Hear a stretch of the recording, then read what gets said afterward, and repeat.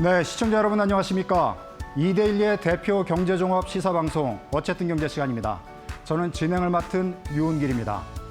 자, 어쨌든 경제는 한 주간의 주요 경제 뉴스와 이슈 분석 그리고 CEO 초대석 코너 등으로 마련되어 있는데요. 오늘도 변함없이 금요일 오후 4시 여러분의 경제와 투자 궁금증을 깔끔하게 해결해 드리겠습니다. 자, 그럼 어쨌든 경제 일부 한 주의 경제판 코너를 함께해 주실 분들 먼저 소개해 드리겠습니다. 제 기준으로 가장 먼 쪽에 계신 분부터 소개하겠습니다. 이지은 기자 나왔습니다. 네, 고맙습니다. 자, 이어서 김주영 캐스터 나와 계십니다. 네, 안녕하세요.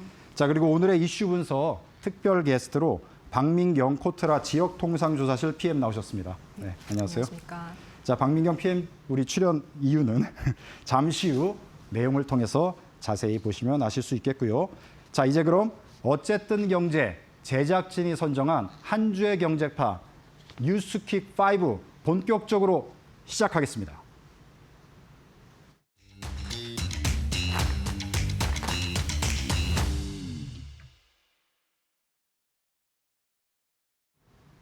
네, 한 주의 경제판 뉴스킥 5는 한 주간에 많은 경제 뉴스들이 나오지 않습니까? 이 중에서 저희 어쨌든 경제 제작진이 선정한 나름대로 선정한 한 뉴스 5라고 보시면 되겠습니다. 자, 그럼 한 주의 경제판 뉴스킥 5 어떤 것들이 선정인지 보시겠습니다. 네, 쭉 나오고 있는데요.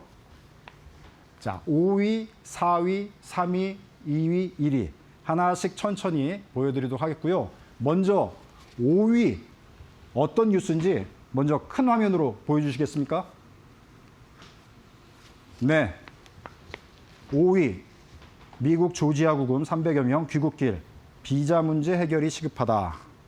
자, 지금 이게 한 주간 저희 뉴스를 뜨겁게 달궜습니다. 조금 전 우리 한국에 무사히 우리 300명 근로자분들이 귀국했다고 소식이 전해졌는데요. 자, 이게 뭐 한국뿐만 아니라 미국 내에서도 상당히 논란이 있었고 일부는 또 뭐 분노, 우려 뭐 여러 가지가 있었습니다. 트럼프 대통령이 뭐 새로운 해법들을 이제 제시할 걸로 예상이 되고 있는데요. 어찌 됐든 이 사건은 우리에게 상당한 문제를 보여준 그런 사건이 되겠습니다. 그래서 이 자리에는 사실 안 계시지만 전문가 전화로 연결해서 무엇이 근본 문제이고 해결 방안은 없는지 좀 살펴보도록 하겠습니다. 사실 몇 주 전에 저희 초대석 코너에 나오셨던 분인데요. 이 문제 관련해서 이제 국내에서 가장 정확하게 진단을 하시고 대안을 제시할 수 있는 분이어서 전화로 연결했습니다. 자, 이민법인대항의 김지선 대표 전화로 연결했는데요. 안녕하세요. 네, 안녕하세요. 네, 이 뉴스 뭐 일주일 동안 계속 우리 김 대표님도 자세히 보셨을 것 같은데, 자, 시간 관계상 거두절미하고 조지아 우리 근로자 구금 사태 무엇이 가장 근본적인 문제라고 보시는지 먼저 좀 설명을 좀 해주시죠. 일단은 이제 비자가 가장 근본적인 문제입니다. 사실 이 근로자들이 갈 수 있는 적합한 비자가 사실은 현재는 없는 상황이에요. 그러다 보니까 무리수를 두고 자꾸 그 이스타나 B1, B2 비자를 받아서 가서 이 사태가 발생된 거죠. 여기에 맞는 우리가 신설 한국인 전용 그런 취업 비자를 만드는 게 가장 급선무입니다. 네. 자, 그러면 이런 문제점이 이제 사실은 전문가들 사이에서만 얘기가 돼 있었고 몇 주 전에 저희가 사실 대화를 할 때 살짝 이 문제를 진단하기도 했는데 전국적인 이슈가 돼버렸고 어떻게 보면은 미국 전역에도 이 문제가 회자되는 상당히 큰 이슈가 돼버렸는데 그럼 한국과 미국 두 나라 입장에서 모두가 윈윈할 수 있는 해법은 무엇이 있는지 좀 대안을 좀 제시해 주시면 좋을 것 같습니다. 이미 한국에서 미국에 대규모의 투자를 한 상황이잖아요. 이 문제가 오랫동안 이제 지속이 되고 해결을 안 하면 양 국가 간의 경제적인 손실은 어마어마할 겁니다. 또 미국에서는 이제 고용 창출이 빨리 발생되기도 바라는 바이기 때문에 일단 대규모로 투자를 한 기업 그리고 거기에 속한 벤더 회사들 에 관한 인력들은 양 국가가 만나서 빠른 시일 안에 이 비자를 만들어주거나 아니면 다른 특별 예외 조항을 만들어서 입국을 해주는 게 가장 중요하다라고 생각을 하고 있어요. 그러면은 이제 앞으로 비자 문제가 상당히 이제 이슈가 되면서 어떻게 해법을 찾아갈지 입법 사안이라고 제가 얘기를 들었거든요. 미국 네네. 내에서 의외의 어떤 상황이고 어떻게 입법 과정을 거쳐서 해결을 보게 되는 건지 그 과정 잠깐만 설명해 주시면 좋을 것 같습니다. 네, 이미 예전에도 제가 여러 번 영팀 의원님을 만나서 이 부분을 말씀을 드려서 네. 그 의원님께서 사실 이 법안을 갖다가 상정을 하셨어요. 과거에도 여러 번 상정이 된 적이 있습니다. 그런데 그 공화당 쪽의 상원 의원 쪽에 한 분이 강력하게 반대를 하셨던 상황이에요. 이제는 이제 반대는 아니고 서로가 실리를 따지기 위해서 좀 테이블에 앉아서 협상을 빨리 하는 게 필요할 것 같다고 생각해요. 대안은 이제 입법 비자를 신설하는 게 가장 큰 대안이 될 수 있을 것 같습니다. 네, 알겠습니다. 자, 미국 내에서 한국 근로자들이 이제 합법적으로 다수의 사람들이 들어가서 일할 수 있도록 미국 내에서 입법 비자를 좀 법안으로 통과시키는 그런 과제가 해결이 돼야 되겠다 이렇게 진단을 해주셨습니다. 자, 지금까지 이민법인 대항의 김지선 대표였습니다. 고맙습니다. 감사합니다. 네. 자, 이게 지금 전 국민의 관심사가 되고 또 걱정이 되는 그런 일이 돼버렸는데 우리 김지영 캐스터는 이 문제 어떻게 보셨나요? 저도 굉장히 심각하게 받아들였고요. 그리고 네. 사실 이제 국내 시장으로 보더라도 네. 관련 기업들에도 좀 주가에 악영향을 주다 보니까 네. 저도 굉장히 눈여겨보고 있는 소식이긴 합니다. 네. 이지선 기자는 이 소식 어떻게 접하셨나요? 네. 앞서 말씀 주셨듯이 유사 사례가 재발하지 않도록 비자 체계를 다시 점검해야 되겠고요. 또 미국에 나가 있는 우리 기업들의 활동에 차질이 생기지 않도록 근본적인 대책 마련이 필요해 보입니다. 네. 자, 여러 가지 이제 의견들이 나오고 있는데 우리 저 이데일리의 기자 그다음에 캐스터분들 의견까지 들어봤고요. 자, 이런 가운데 한미 간에는 지금 이 문제 말고 어떻게 보면은 경제의 큰 폭풍우가 해결이 되는 것 같지만 아직도 완벽하게 해결이 안 된 그런 이슈가 있습니다. 한미 정상회담을 통해서 어느 정도 이제 가닥은 잡았고 좋은 방향으로 가고 있는데요. 역시 이제 관세 문제가 있습니다. 이 관세가 일단락됐다는 의견도 있지만 아직 뭐 넘어야 할 산들이 많다 이런 의견들도 나오고 있는데요. 이 문제 진단하기 위해서 오늘 특별 게스트로 앞서 소개해드린 박민경 코트라 통상정보 PM 나와 계십니다. 자, 이제 질문 드리겠습니다. 자, 한미 간의 이제 관세 협상 일단락된 건가요? 아니면 어떤 과제들이 남아있는지 좀 설명을 해주시죠. 반은 맞고 반은 틀립니다. 네. 그 상반기 대비해서 이제 빈도수가 줄어든 건 맞지만 여전히 네. 이 불확실성은 현재 진행형이고요. 네. 또 관세를 지금 협상의 도구로 삼고 있는 미 행정부의 특성상 사실 뭐 써봤더니 이만큼 좋은 수단이 없더라. 네. 이기 때문에 적어도 이번 트럼프 행정부 동안은 국가 간의 협상이라든지 이에 네. 따른 변화가 끊임없이 계속될 것이라고 보는 전문가들이 많습니다. 네. 그래서 끝날 때까지는 끝난 게 아니다인 건데요. 바로 지난 한 주간만 해도 다양한 일련의 조치들이 발표가 됐고요. 네. 일본과는 합의 행정명령이 발표가 되고 관보가 이제 게재가 되면서 일주일 내로 이제 관세 변경이 있을 예정입니다만 네. EU와 우리나라와는 아직 세부 조정이 이루어지고 있는 상황입니다. 네. 자, 이게 관세라는 말을 우리가 뉴스에서 이렇게 많이 장기간 들은 적이 있었나 싶을 정도로 굉장히 중요한 이슈가 돼버렸는데 최근의 시장 분위기는 어떤가요? 예, 정말 많이 들었죠. 그래서 네. 제이미슨 그리어 USTR 대표가 그 WTA 체제의 종말 그리고 네. 턴베리 체제의 시작을 선언을 했습니다. 네. 그만큼 글로벌 통상 환경은 지금 지각 변동을 맞이하고 있고요. 예일대 예산연구소에 따르면 미국의 전 세계 대상 실효 관세율은 작년에 2.4%에서 네. 올해 8월 말 기준 17.4%로 7배 이상 상승을 했고 이는 네. 대공황 이후 90년 만의 최고치입니다. 네. 그래서 불확실성이 커지면서 미국의 네. 무역 적자도 이제 달마다 크게 요동치고 있는 상황이고요. 네. 우리 기업들 특히 중소기업은 비용 증가 그리고 주문 감소라는 어려움에 직면해 있는 상황입니다. 네. 지금 이런 상황에서 걱정도 지금 많은 상황인데 지금 전체적인 수출 볼륨도 마치 좀 줄어가는 듯한 느낌을 받고 있거든요.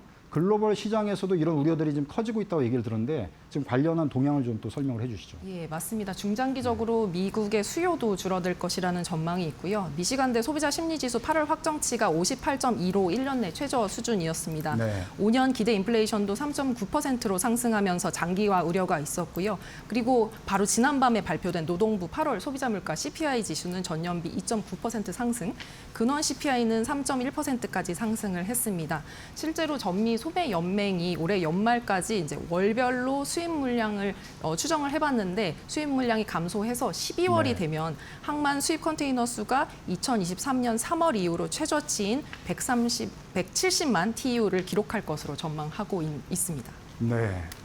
자, 이게 지금 이거 관련된 뉴스를 들어보면 저도 계속 뉴스를 보고 듣고 하지만 볼 때마다 너무 혼동스럽더라고요. 상호관세가 지금 이렇게 된 건지 저렇게 된 건지 계속 변화가 되고 있는 것 같은데 현재 시점에서의 정리를 한번 해주시면 좋을 것 같습니다. 예, 뭐 잘 알고 계신 것처럼 지금 8월 7일 통관권부터 이제 상호관세가 시행이 됐고요. 네. 한국은 15% 관세를 부과받고 있습니다. 네. 다만 그 범위에도 약간의 변동이 있었습니다. 네. 우리 시간으로 지난 토요일 아침이죠. 9월 5일에는 상호관세를 또 일부 수정하는 행정명령이 발표됐는데요. 그 상호관세 중에서도 예외 품목의 범위를 변화한 것입니다. 그래서 예컨대 핸드폰, 노트북 등은 현재 그 무관세로 수출이 되고 있는데 이번 주 월요일부터 여기에 일부 의약품 등 39개 품목이 추가가 되면서 이 품목들은 당분간 무관세 혜택을 누릴 수 있게 됐습니다. 반면 특정 실리콘 같은 8개 품목은 이 목록에서 빠지면서 상호관세를 당장 내야 됩니다. 네, 지금 그런 상황인데 사실 미국 내 뉴스를 보면 상호관세가 적법성 논란이 또 일면서 사실 이게 원천 무효가 될 수 있다. 예. 이런 얘기까지 나오고 있는데 여기서 또 이제 자동차 관세는 또 별개로 얘기한다면서요. 맞습니다. 이게 좀 어떻게 되는 일이라고 저희가 이해를 해야 되는 거죠? 지금 뭐 잘 아시는 것처럼 상호관세 같은 경우에는 국제비상경제권한법이라는 아이파를 근거로 시행이 되고 있는데 이 부분에 이제 적법성 논란이 있는 거고요. 이것과 중복되지 않고 별도로 시행되고 있는 232조를 근거로 해서 적용되고 있는 품목별 관세가 있는데요. 사실 우리 기업들의 수출 중에 60% 상당은 이 최대 50%에 달하는 품목별 관세를 받고 있기 때문에 이 부분이 더 중요합니다. 그래서 뭐 얼마 전에 그 철강 알루미늄 관세를 적용받는 파생 상품의 범위에 갑자기 407개 품목이 네. 추가되었다라는 뉴스를 보셨을 텐데요. 그에 따라서 갑자기 냉장고, 트랙터뿐만 아니라 뭐 화장품, 식품까지 당장 관세를 내야 했었습니다. 철강은 사실 미국에서 내년 중간 선거를 앞두고 미국 민심을 지키기 위해서 꼭 지켜야 하는 중요 분야 중에 하나인데 이 파생 상품 관세에 대해서 네. 미국 내에서 연 3회 업계 의견을 듣고 있고요. 네. 이에 따라서 얼마든지 이 관세 범위가 더욱 확대될 수 있습니다. 네. 자, 이게 제 얼핏 기억으로 지금 한 8개월 이상 지속되는 이슈인 것 같은데 우리나라도 이제 대응책을 마련하고 준비를 하고 있지만 다른 나라 상황들을 좀 참고를 해야 될 것 같아요. 그래서 우리 말고 지금 다른 나라들은 좀 어떻게 대응하고 있는지 그 내용을 좀 소개를 좀 해주시죠. 맞습니다. 이게 불행인지 다행인지 모르겠지만 한국뿐만 아니라 많은 국가들이 굉장히 힘들어하고 있고요. 주요국들의 사례를 제가 살펴보면 이제 주요국들은 미국과의 협상을 지속하는 동시에 네. 또 다변화 전략을 추구하고 있습니다. 그래서 첫째로 미국은 우회 수출을 굉장히 강하게 견제하면서 환적 관세라는 40% 관세를 신설을 했습니다. 네. 그래서 베트남, 태국, 멕시코 등에서는 이제 원산지 관리를 자체적으로 강화하고 있는 상황이고요. 특히 멕시코는 USMCA 검토 시기가 지금 다가오고 있기 때문에 더욱 강한 드라이브를 걸고 있고 그 일환으로 이번 주 9월 11일에 멕시코 경제부는 FTA를 체결하지 않는 국가에서 수입되는 총 1,400개 품목에 대해서 관세 인상안을 발표했습니다. 그래서 최종 시행까지는 아직 의회 승인이 남아있기는 하지만 자동차 부품, 철강 관세가 최대 50%까지 인상이 되고 그리고 중국으로부터 들어오는 것들을 좀 막겠다라는 의지가 네. 강합니다. 근데 다만 문제는 한국도 FTA와 그 멕시코와 FTA가 체결되지 않았기 때문에 좀 네. 영향을 받을 수 있다라는 점이 있습니다. 네, 이게 뭐 복합적으로 문제가 하나가 아니라 여러 가지로 지금 다 얽혀 있어가지고 그런데 자 이런 상황에서 지금 한국은 대미 수출이 굉장히 줄고 있어요. 그럼 마냥 이렇게 당할 수는 없으니까 결국 시장을 미국 의존도를 좀 줄이고 다변화해야 된다는 얘기가 이제 다시 좀 고개를 들고 있잖아요. 그럼 우리가 지금 어떤 전략을 쓰는 게 맞는 건지 다른 나라들도 좀 그렇게 가고 있는 것 같고요. 어떻게 해야 됩니까? 예, 그 지금 말씀 주신 것처럼 다른 국가들도 비슷한 고민들을 하고 있는 것 같습니다. 그래서 이제 시장 다변화 전략이 본격화되고 있다. 네. 이것이 세계적인 트렌드다라고 말씀을 드릴 수가 있겠는데요. 그야말로 전 세계 판도가 바뀌고 있고요. 우리 기업 입장에서는 그래서 새로운 파트너와 협력할 가능성이 더 높아졌다라는 장점이 있습니다. 또 예컨대 EU 같은 경우에는 올해 1월 말레이시아와 13년 만에 FTA 협상을 재개를 했고요. 네. 인도네시아, UAE, 인도와도 협상을 협상 중입니다. 또 멕시코와는 기존의 FTA 협정 현대화 작업을 시행했습니다. 또 동남아 주요국 그리고 인도 같은 경우에도 시장을 좀 더 다변화하기 위해서 적극적인 행보를 보이고 있고요. 브라질도 원래 커피 수출 대상 1위 국가가 미국이었는데 지금 독일로 변화를 하고 있습니다. 한국 역시 움직이고 있는 상황인데요. 그 IMF에서도 한국은 글로벌 가치사실 연계도가 좀 높다라고 이야기를 했는데 그 밀도가 높은 만큼 관세 영향에 대한 진폭이 좀 더 큽니다. 그래서 더더욱 다변화 전략이 필요한데요. 지금 말씀 주신 것처럼 8월에 우리 대미 수출이 줄었다는 뉴스가 있었는데 대신 우리의 아세안 수출이 전년 대비 11.9% 증가를 했고요. 전 세계로의 총 수출은 전년 대비 1.3% 증가, 584억 달러를 달성했습니다. 그래서 한국 역시 수출 시장을 넓혀가고 있고요. 이미 우리는 이제 59개국과 FTA를 맺은 데다가 뭐 새로운 파트너와의 협상도 지금 마무리 단계이기 때문에 기업들이 새로운 시장을 찾을 기회가 많은 것 같습니다. 그래서 우리 기업들 의견을 좀 들어보면 초기에는 워낙 미국 시장의 마진이 높았기 때문에 그리고 또 불확실성이 크기 때문에 옮겨야 하나라는 고민이 좀 있었던 것 같았지만 지금은 대체 시장을 좀 적극적으로 찾는 모양새를 본격화하고 있습니다. 자, 대중소기업 지금 전체 다 어려움을 토로하고 있어요. 코트라 차원에서 지원책이 있다면 어떤 것들인지 좀 간략하게 좀 설명해 주시죠. 예, 저희 코트라 열심히 일하고 있습니다. 그래서 그 미국 관세 정책과 관련해서 우리 기업들을 이제 지원하기 위해서요. 올 초에 관세 대응 119를 개시를 하고 빠르게 변화하는 정책 변화와 관련된 보고서도 지원을 했고요. 8월 말까지 좀 총 7천 건 이상의 기업 컨설팅을 했습니다. 그리고 또 기업 입장에서 시급한 과제 중에 하나가 물류입니다. 그래서 관세가 지속적으로 변화하고 있는데 보세 창고를 활용하는 경우에 불확실성을 조금이라도 덜 수 있습니다. 그래서 실제로 한 중소기업은요, 그 보세 창고를 활용해서 바이어와 협상을 좀 유예하면서 납기 차질 없이 거래를 이어가고 관세 측면에서도 이득을 봤다라고 하고요.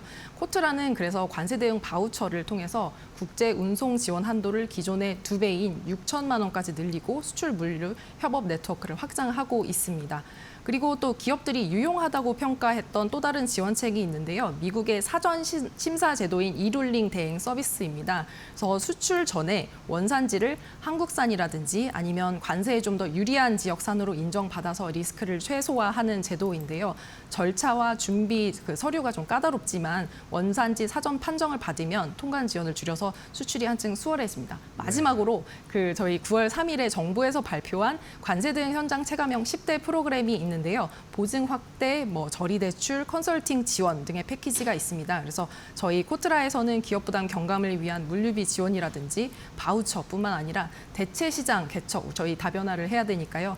이것을 위한 인증 취득 지원을 하고 있으니까 많은 관심 부탁드리겠습니다. 네, 수고하셨습니다. 자, 이게 지금 수출이 다중적인 위험 상황에 있기 때문에 우리 대중소기업 사업하시는 분들, 특히 수출하시는 분들 정부의 지원책들, 코트라 여러 가지 지원책들 잘 살펴보셔서 이용하시면 좋을 것 같고요. 조금 전에 우리 300명 근로자분들이 전 세계 편을 통해서 한국에 무사히 귀국하셨다는 소식 전해드리겠습니다. 자, 이 문제를 통해서 비자 문제도 해결하고 또 한미 그 군사동맹뿐만 아니라 지금 경제동맹 관계로 지금 공고하게 지금 가고 있는데 여러 가지 지금 통상 이슈들 잘 해결되기를 기대하겠습니다. 자, 이제 4위 소식을 보도록 하겠습니다. 4위 소식, 네, 나왔네요. 자, 이재명 대통령 어저께 취임 100일 기자회견을 했는데요. 어제 그제 증시가 또 신고가 경신했습니다. 이게 지금 연말 어디까지 갈지 투자자분들뿐만 아니라 여러분들 지금 이 문제에 상당히 관심이 많으실 텐데 영상 한번 보여주시죠. 생산적 금융으로 전환하는 것 중에 가장 핵심이 주식시장을 정상화하는 겁니다. 이거 활성화라고 말하기도 어렵죠. 정상화. 이게 정상화되는 것만 해도 지금부터도 한참 더 주가는 오를 거다. 종합주식지수는 그렇게 생각을 하는데 군사적 긴장이 격화되고 전쟁의 가능성이 외신에 언급이 되고 이러는 것만 없어도 상당히 많이 정상화되겠죠. 네. 이 소식 지금 어저께 상당히 많은 분들이 관심 있게 지켜보셨을 텐데, 자, 이지은 기자 어떻게 보셨는지 좀 말씀을 해주시죠. 네. 바로 어제였죠. 지난 11일 이재명 대통령이 취임 100일을 맞아 기자간담회를 열었습니다. 이 자리에서 이 대통령은 주식시장 활성화 의지를 다시 한번 재확인했는데요. 이 대통령은 양도소득세 대주주 기준과 관련해서 굳이 50억 원 기준에서 10억 원으로 반드시 내려야 할 필요는 없다면서 국회의 논의에 이를 맡기겠다고 밝혔습니다. 사실상 50억 원 유지를 시사한 겁니다. 시장도 바로 반응했습니다. 코스피는 장 초반 강세로 출발했지만 재료가 소멸하면서 3,340선을 유지했습니다. 차익 실현 매도세가 나온 것으로 풀이되고요. 증권가에서도 이 대통령의 증시 부양에 대한 의지를 긍정적으로 평가했습니다. 다만 대주주 50억 원 유지라는 구체적인 언급이 없었다는 점은 시장에 실망감을 줬다고 진단했습니다. 또 정부 정책 기조가 확인된 만큼 연말까지 상승 흐름이 이어질 거라고 분석했는데요. 키움증권연구원은 국내 증시가 앞으로도 기세를 이어갈 건지가 관건이라며 4분기, 그러니까 오는 연말까지 방향성은 위로 잡고 가는 게 맞다고 전망했습니다. 네, 전문가들은 그렇게 얘기하는데 우리 이 기자는 연말에 코스피 어느 정도 갈 것 같아요? 마음 같아서는 5천을 달성하는 게 네. 저희 바람입니다. 마음 네. 같아서는 5천을 달성할 것 같은데 5천은 아직은 안 될 것 같고. 네, 최대한 많이 올라가면 좋지 않을까요? 네. 자, 우리 증시는 이제 어떻게 보면은 경제의 하나의 바로미터니까 증시 포인트 계속 지수가 올라가는 모습들을 봤으면 좋겠다 이런 생각이 듭니다. 자, 그럼 이제 3위 소식 한번 볼까요? 네, 역시 이 대통령과 관련된 얘기인데요. 상속세 공제 한도 18억 원으로. 자, 상속세가 그동안에 너무 낮지 않았냐 이런 여론들이 많이 있었어요. 그래서 대통령이 어제 기자회견에서 이 내용을 이제 공개를 했는데요. 이것도 영상 한번 보여주시죠. 서울의 평균 집값 한 채 정도 가격을 넘지 않는 선에서 그냥 집에서 그냥 계속 살 수 있게 해주자. 뭐 돈 번 것도 아닌데. 라고 해서 나온 게 그거죠. 네. 일괄 공제, 그다음에 배우자 공제 금액을 올리자. 그래서 이사 안 가고 살 수 있게는 해주자. 라고 했는데 임광연 의원이 그때 만들어낸 게 아마 10억, 8억 이렇게 해가지고 18억까지는 세금 없게 해주자 이렇게 됐던 것 같아요. 그때 공약이었는데 이거는 전 말했으면 지켜야 되니까요. 네. 자, 이 대통령이 이제 상속세 문제로 배우자가 살다가 한 분이 돌아가셨을 때 한 분이 그 집을 상속세 때문에 이사 가게 하는 거는 정말 불합리하다. 이런 취지로 이제 얘기하면서 이걸 올려야 된다. 이렇게 얘기를 했는데 우리 김지영 캐스터 이 소식을 좀 네. 어떻게 보셨는지 얘기를 해 주시죠. 네, 제가 가져왔는데요. 우선 이재명 대통령이 어제 상속세 공제 한도를 18억 원으로 상향 조정하겠다라고 이야기를 했습니다. 지금 현행 상속세법에 따르면 공제 한도가요. 일괄 공제는 5억 원이고요. 배우자 공제도 5억 원으로 최대 10억 원 정도가 적용이 됩니다. 여기에 대해서 이재명 대통령이 일반적인 상속세는 낮추는 게 아니지만 개정을 해야 된다라는 입장을 내보인 거고요. 앞서 영상을 통해서 좀 보셨겠지만 이 집주인이 사망을 하면은 배우자 그리고 자식이 남게 되는데 이 집값이 10억 원이 넘으면 세금을 내야 하고 만약에 돈이 없으면 집을 팔고 떠나야 되는데 너무 잔인하다라는 이야기를 내놨습니다. 그러면서 집값 10억 원이 넘으면 결국에는 세금으로 한 30%에서 40%가량을 이제 내야 하는 건데 이재명 대통령의 이 의견에 따르면은 배우자 공제는 5억 원에서 10억 원으로 상향 조정하고요. 또 일괄 공제 같은 경우도 5억 원에서 8억 원으로 좀 늘리겠다라고 이야기를 했습니다. 그러니까 최대 18억 원을 좀 적용하겠다라는 입장이고요. 또 이렇게 공제 범위는 넓히지만 이 부자 감세에 대한 부분들은 좀 이어지지 않도록 하겠다라고 선을 긋기도 했습니다. 우리 김지영 캐스터는 그래서 전체적으로 동의하시는 상황이라고 보나요? 근데 사실 이제 서울의 집값이 워낙에 높다 네. 보니까 10억 원 넘는 집들이 많잖아요. 네. 근데 10억 원 넘으면 30%, 40%를 네. 낸다고 생각하면 굉장히 네. 부담이죠. 네, 알겠습니다. 네. 자, 그러면 2위 소식으로 좀 넘어가 보겠습니다. 자, 2위 어떤 소식일까요? 네, 국민 AI, 우리가 이제 챗GPT 많이 사용하는데 한국 진출을 본격화한다고 이렇게 지금 소식이 나와 있습니다. 오픈 AI가 지금 코리아 공략을 지금 본격화하고 있는 건데, 자, 이 소식은 이지은 기자가 전해주실까요? 네, 이번 주제는 오픈 AI 한국 왔다입니다. 네. 기자님은 챗 GPT 자주 사용하시나요? 저는 챗 GPT 이 프로그램은 자주 사용하지 않고 네. 무료로 사용하는 것들은 많이 사용하고 있습니다. 네, 저도 챗 GPT가 요약은 물론이고 내용 정리를 깔끔하게 해줘서 종종 사용하는데요. 이 챗 GPT 개발사 오픈 AI가 한국 지사를 설립하고 이번 주에 첫 행보를 알렸습니다. 지사 설립은 세계에서 12번째고요. 아시아에서는 일본과 싱가포르에 이어서 3번째입니다. 오픈AI가 한국 시장을 주목한 이유는 국내 기업과의 다양한 협업을 모색하기 위해서입니다. 이미 오픈AI는 국내 기업들과 다양한 스킨십을 이어왔는데요. 특히 카카오와는 카카오톡에 챗 GPT 기능을 도입하는 걸 협의 중입니다. 카카오는 이 서비스를 통해서 이용자들의 카카오톡 체류 시간을 더 늘리겠다는 구상입니다. 시장에서는 이 두 기업의 만남이 어떤 영향을 미칠 것인가에 대해서도 주목하고 있는데요. 그도 그럴 것이 카카오톡은 국내 인구의 90% 이상이 사용하고 있고요. 국내에서 챗 GPT 이용자도 2천만 명이 넘는 것으로 집계됐습니다. 카카오는 오는 11월을 목표로 챗 GPT 탑재 서비스를 준비 중이고요. 구체적인 UI, UX는 이달 23일 열리는 카카오 개발자 행사에서 윤곽이 드러날 것으로 예상됩니다. 네, 혹시 박민경 PA님, 우리 이 오픈 AI 한국 진출 막 본격화하면 이거 좀 성공적으로 확대가 될까요? 어떻게 보시나요? 개인적인 의견으로. 개인적으로 모든 사업들이 다 잘 됐으면 좋겠습니다. 자, 1위 소식으로 넘어가 보겠습니다. 1위 어떤 소식일까요? 네, 박진영 JYP 대표 유명하죠. 자, 장관급 문화위원장으로 임명이 됐습니다. 자, K-팝이 더 확산된다 이렇게 전망들이 나오고 있는데 이런 지금 소식을 김지영 캐스터는 어떻게 보고 있었는지 얘기를 또 해주시죠. 네, 우선 K컬처가 좀 확대될 수 있는 그런 기회장이 되지 않을까라는 생각이 드는데요. 앞서 정부의 입장도 K컬처를 키우겠다라고 이야기를 했죠. 근데 이번에 굉장히 이례적인 인사 임명이 있었습니다. 앞서서도 보셨겠지만 가수 박진영 씨가 이 대중문화교류위원회 공동위원장으로 임명을 받았는데요. 지금 K-팝, K-드라마 그리고 K-영화까지 글로벌적으로 굉장히 인기를 끌고 있잖아요. 그렇기 때문에 민관 협업 체계를 좀 더 강화할 수 있도록 신설된 기구입니다. 박진영 대표뿐만이 아니라 최희영 문화체육관광부 장관과 함께 이 신설된 기구를 이끌게 되고요. 현업 가수가 사실상 이렇게 장관급 위치에 임명된다라는 거 굉장히 이례적이다라고 시장이 받아들이고 있고요. 확실히 이재명 대통령의 이 실용주의 정책이 좀 녹아들지 않았나라는 생각이 듭니다. 네, 그래서 저희 JYP 엔터 종가 한번 체크를 해보면요. 오늘 76,800원 선에서 마감을 했습니다.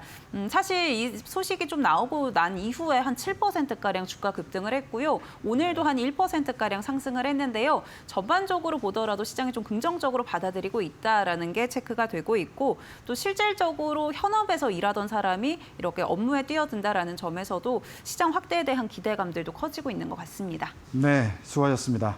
자, 이렇게 해서 한 주의 경제판 뉴스킥5 소식 전해드렸고요. 지금까지 이지은 기자, 김주영 캐스터, 그리고 박민경 코트라 지역통상조사실 PM께서 수고해 주셨습니다. 고맙습니다.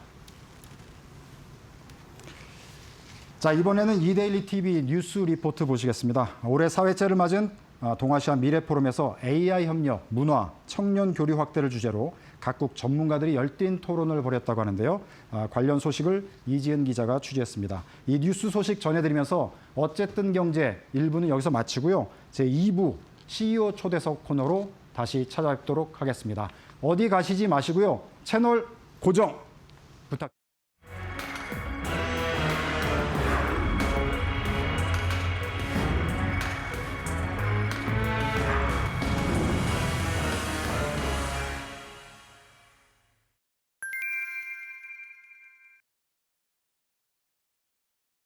무역 갈등과 지정학적 리스크, AI 패권 경쟁까지 맞물리며 국제 정세가 요동치고 있습니다.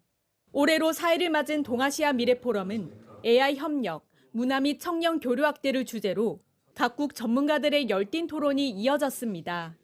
노재현 동아시아 문화센터 원장이자 주중대사 내정자는 문화 콘텐츠와 기술의 융합을 통해 아시아 문화를 새롭게 창출해야 한다고 강조했습니다. 각 산업들의 기술 개발은 초기 단계이고 또 제반되는 법과 윤리 등 가버넌스 영역 또한 걸음마 단계입니다.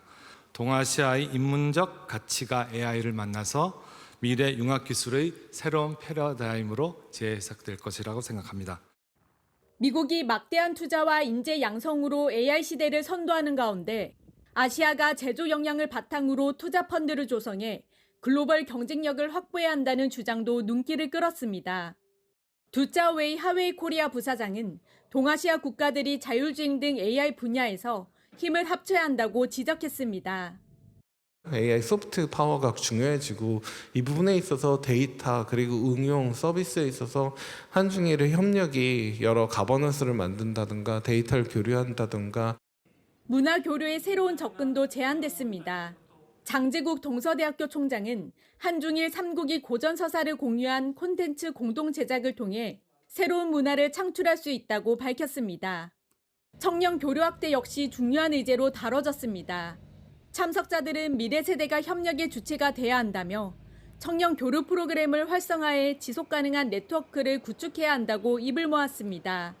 포럼은 공로상 시상식과 한중일 전통주 시음 행사 등도 진행돼 동아시아가 함께 소통하고 화합하는 무대가 됐습니다.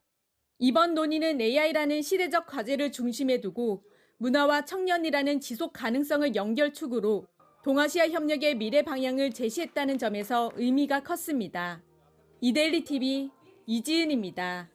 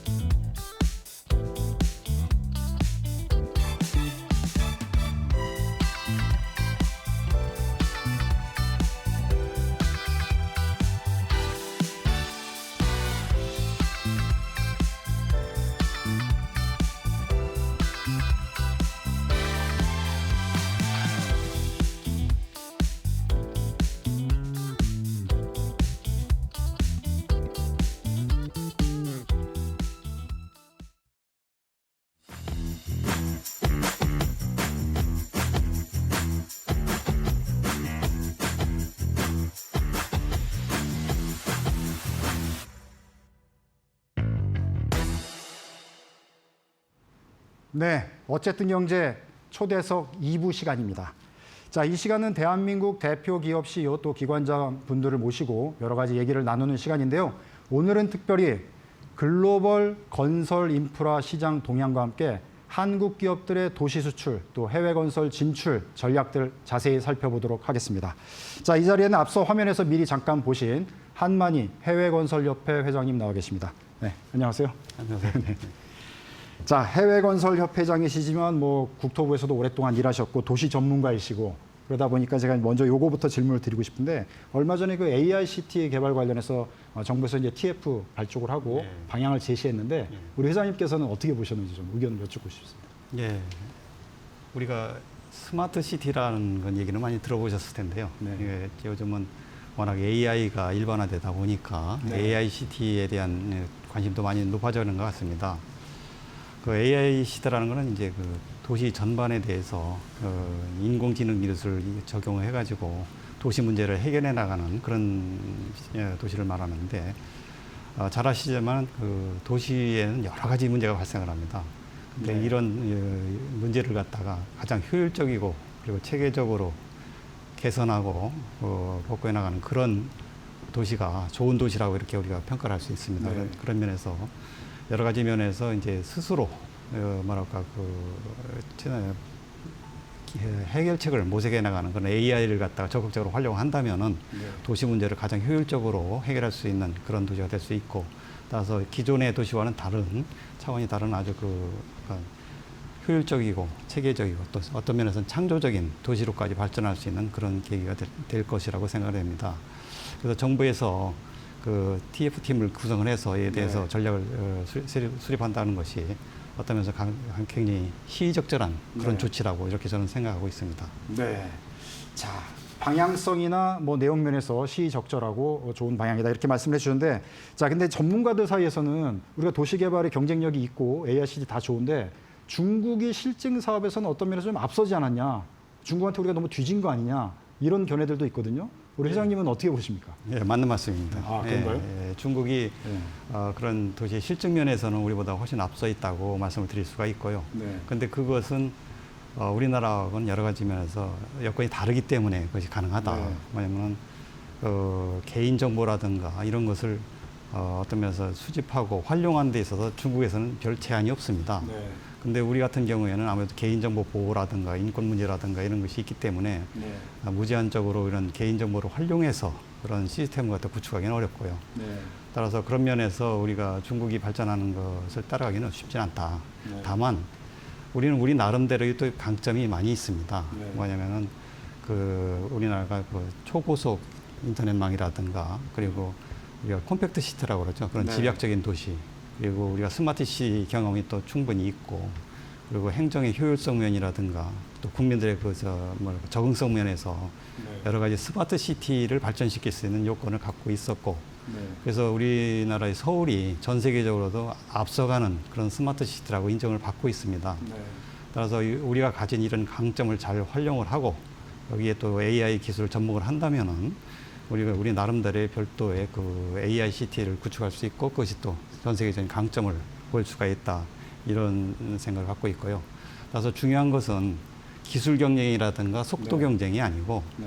어떻게 시민들의 삶의 질을 갖다가 네. 높일 수 있느냐, 네. 그런 것을 갖다가 같이 고민하고 해결책을 마련하는 것이 더욱 중요하다, 이렇게 네. 생각을 하고 있습니다. 그러니까 우리가 이제 스마트 시티, AI 시티 이렇게 얘기를 했을 때 너무 기술, 어떤 걸 실증하는 그 시험 모델 이거에 너무 집중하기보다는 인간의 삶의 질이 더 나아지고 행복한 삶을 영위하는 거에 우리가 어떻게 적용을 시킬지, 그런 쪽으로 관점을 보면 우리의 경쟁력이 상당히 높을 수 있다, 이렇게 이해를 하면 되는 건가요? 예, 맞습니다. 도시 문제에 대해서 기술을 많이 적용을 해가서 편리해지고 또 효율적으로 바뀔 수는 있지만 근본적으로 사람들이 살고 생활하는데 편하고 즐거워야 되거든요. 네. 그런 기본적인 가치를 갖다가 네. 어떻게 살려나가면서 더 좋게 만들 것이냐, 네. 여기에 더 방점을 두어야 된다, 이렇게 네. 생각하고 있습니다. 자, 그럼 산업적인 차원에서는 이제 한국이 도시 수출을 모색하고 있지 않습니까? 그래서 옛날에 이제 단순한 도시 수출이었다면 앞으로 이제 스마트 시티, 나아가서 이제 AI 시티 수출이 될 텐데 어떤 준비들이 필요하다고 보시는지 또 변화를 말씀해 주세요. 여러 가지 전략도 필요하고 준비도 있어야 되겠습니다만은, 역시 우리나라가 그런 스마트 시티 분야에 있어서 실제로 잘 적용을 하고 돌아가고 있다는 것을 보여주는 것이 제일 중요하다고 보고 있습니다. 네. 그래서 우리의 강점을 가진 그런 스마트 시티를 갖다가 내세울 수 있어야 된다, 이렇게 네. 생각을 하고 있고요. 잘 아시지만 이게 도시라는 것은 다 성격이 다릅니다. 네. 대도시, 중수도시, 공업도시도 있고, 농업도시도 있고, 여러 가지 다 다르기 때문에 네. 이것이 일관돼서 또 동일하게 이렇게 스마트 시티라고 정의하기는 어렵습니다. 네. 그래서 이제 그 도시의 특성에 맞게 어떻게 그 스마트 시티화하느냐, 네. 거기에다 우리가 중점을 둬야 될 것 같고요. 그래서 이제 지금 서울처럼 여러 가지 면에서 앞서가는 스마트 시티가 있는 반면에 아직 지방의 경우에는 제대로 스마트 시티가 구현되지 않은 그런 네. 도시들도 많이 있습니다. 그래서 지금 앞서가고 있는 도시들은 또 AI 기법을 이용을 해서 좀 더 발전된 그런 도시로 발전시켜 나가는 것이 중요하고, 지방 도시의 경우에 또 특성을 살려가지고 나름대로의 그 AICT를 구현해 나가는 게 중요하다, 이렇게 보고 있습니다.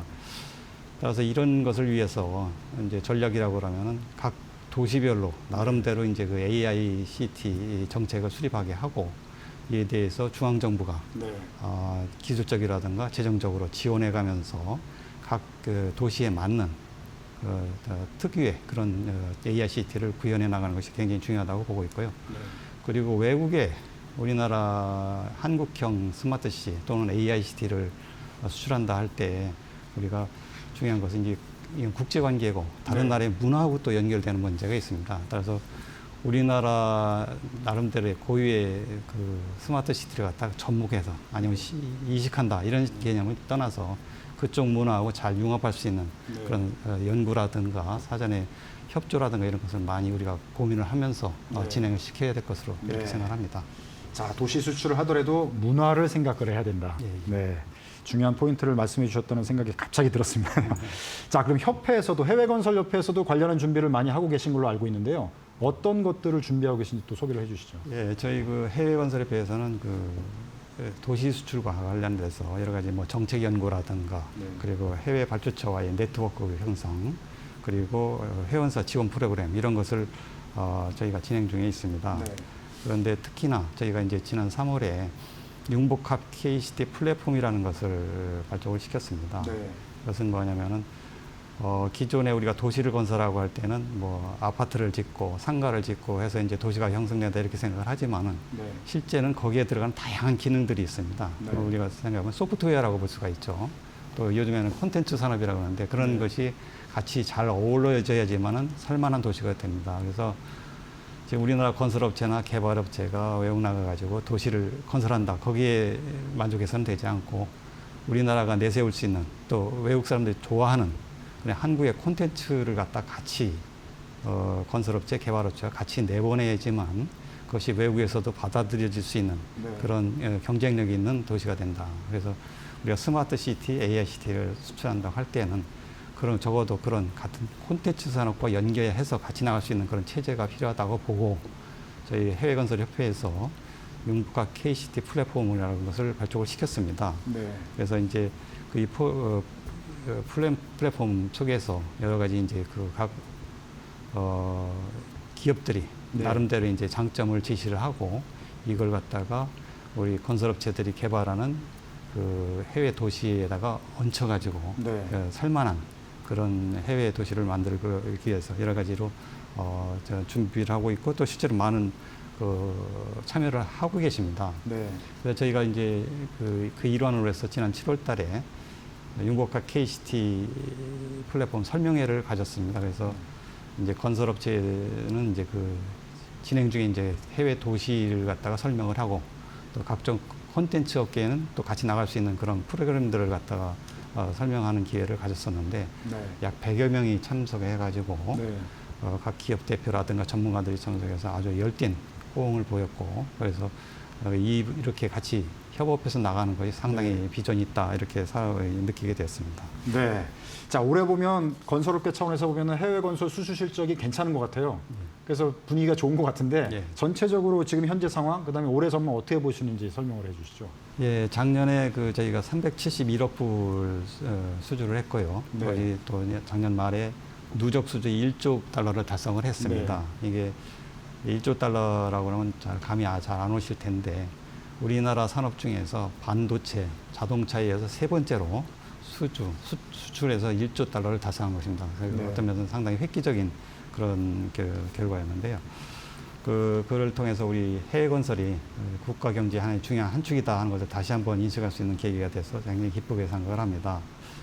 올해는 현재 수주가 잘 되고 있어가지고 상반기에 310억 불을 넘었고요. 9월 현재로 보면 373억 불 정도를 달성을 하고 있습니다. 그래서 현재로서도 작년 실적을 넘어서고 있는데요. 그 가장 큰 이유가 이제 체코의 두코바니 원전을 우리가 수주한 것이 역시 가장 큰 영향을 미쳤다고 볼 수 있습니다. 그렇지만 앞으로 이제 중동이라든가 아시아에서의 그 여러 가지 플랜트 수출 그런 것이 계속되고 있고 또 미국에 또 우리 제조업들이 진출하면서 거기에 대한 공장 건설이나 이런 것이 계속되고 있기 때문에 금년 말까지 500억 불 수출은 가능할 것으로 저렇게 기대를 하고 있습니다. 근데 이제 저희가 2조 달러를 이제 달성하기 위한 전략도 세우고 거기에 대해서 이제 여러 가지 노력을 해야 되는데 지금 현재 상황이 녹록지 않습니다. 이제 글로벌 리스크라든가 또 이중 간의 갈등이라든가 여러 가지 여러 여건이 만만치 않은데 거기에다 또 후발 경쟁국들이 가격 경쟁력을 토대로 해서 열심히 또 이렇게 따라오기 때문에 우리 업체들이 상당히 어려운 상황에서 이제 분투를 하고 있습니다. 이를 극복하기 위해서는 역시 기존에 우리가 강점을 가진 석유화학이라든가 이런 플랜트 그런 걸 계속적으로 수주해 나가는 한편으로 우리가 원전이라든가 SMR 그리고 태양광 같은 그런 에너지 분야로 또 이렇게 포트폴리오를 또 다양화할 필요가 있고요. 그리고 또 미국이라든가 유럽과 같은 선진국가 그리고 아프리카나 중남미 같은 그런 신흥 시장에 대해서 진출을 확대하기 위해서 여러 가지 힘을 모으고 있습니다. 그래서 어렵지만은 업계와 정부 그리고 관련 업계가 관련 기관들이 다 같이 힘을 모으면은 계속적으로 우리 해외 건설이 발전해 나갈 수 있을 것으로 이렇게 네. 생각을 하고 있습니다. 네.